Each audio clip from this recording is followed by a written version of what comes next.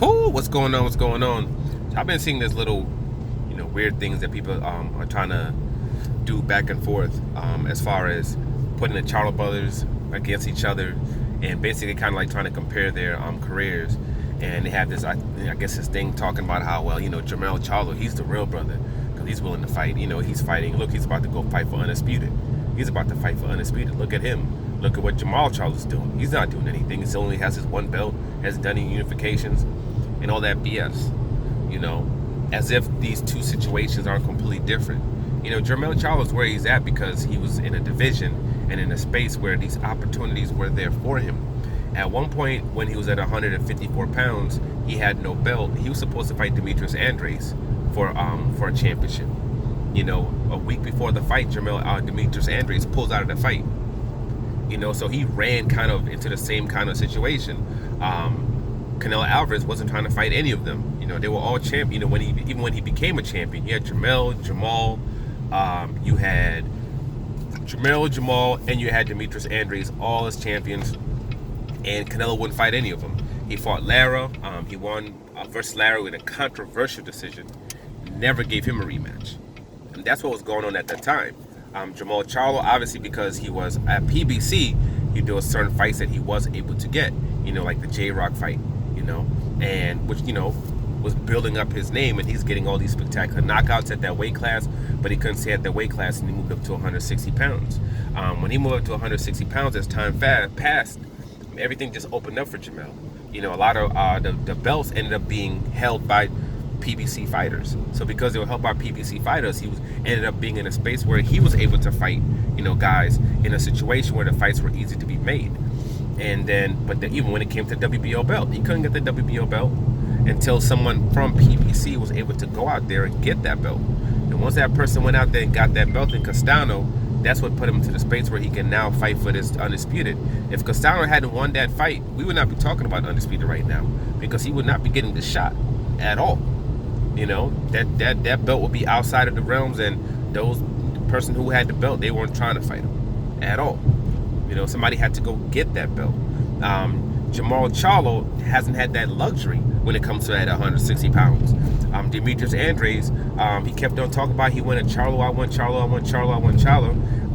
He gets offered a contract, a multi-fight deal with Showtime, where he was going to get paid a substantial amount of money, to fight Jermall Charlo. He turned it down and went and signed with DAZN instead. And after his deal with DAZN was over, he was sitting here, even though DAZN had all the 160-pound champions, they got him a fight with none of them. They had Smith and Saunders also at 168, got a fight with none of them. He still decided to go ahead and re-up with Eddie Hearn, even though Eddie Hearn couldn't get him a fight. With all the guys that is tied to Eddie Hearn, couldn't get him any kind of major fight, but he still signed with them.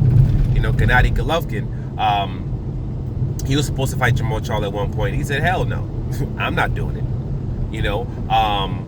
What's his name? Danny Jacobs. It was ordered at one time for him to fight Jermall Charlo for the right to fight Canelo Alvarez. But they become the mandatory. At that time he was signed to Eddie Hearn. They said no. They turned that fight down. So there've been a lot of Canelo Alvarez, when he was the mandatory, instead of Canelo Alvarez fighting him, Canelo dropped his belt. And then unfortunately for him, he almost got into a situation where IBF fighter did get the belt. Korobov went, he fought against Gennady Golovkin. Most people believe that Gennady Golovkin lost that fight. Unfortunately, the judges decided they were going to give that fight to Gennady Golovkin.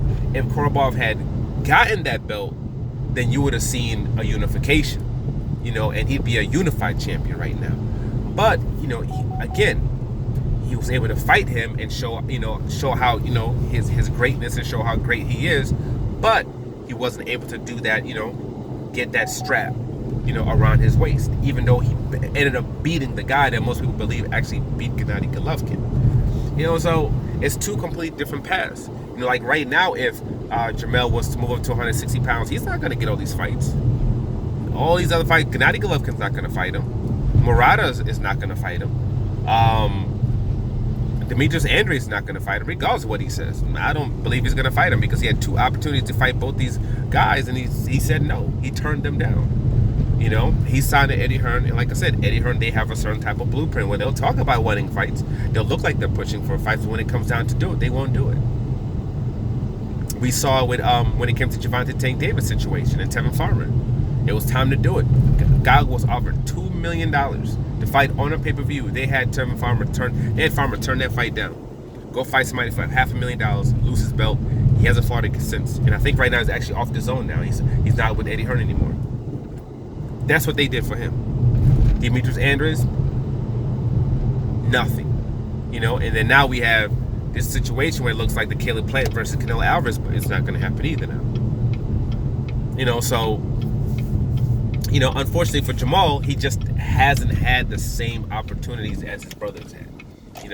But again, and people, I understand they'll be talking about, oh, well, he could fight Benavidez. Well, that means him moving up to 168 pounds. If he doesn't want to move to 168 pounds, he doesn't have to move to 168 pounds. You say that man doesn't have a belt.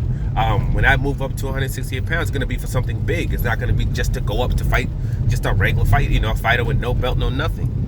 Not to fight a fight with no, big stats. Basically, I'm going to go up when it's a big fight. When it's a big, huge fight, then I'll go up. Until then, I'm going to stay right here at 160 pounds, and I'm going to keep maintaining and focus on what I'm doing. And if he decides that he wants to stay at 160 pounds, that's his right to do so. Shoot, people can talk what they want about Lara. Oh, you're boring, you're this. Lara got a whole bunch of $2 million paychecks over his time, with a whole bunch of fights that he has, TV rights and everything too. A whole lot of them. He made a great living. Charlo's young in his early 30s. He can rock this out for the next 10 years if he has to. He doesn't have to extend himself and put himself into a compromising position just, so other people can be happy.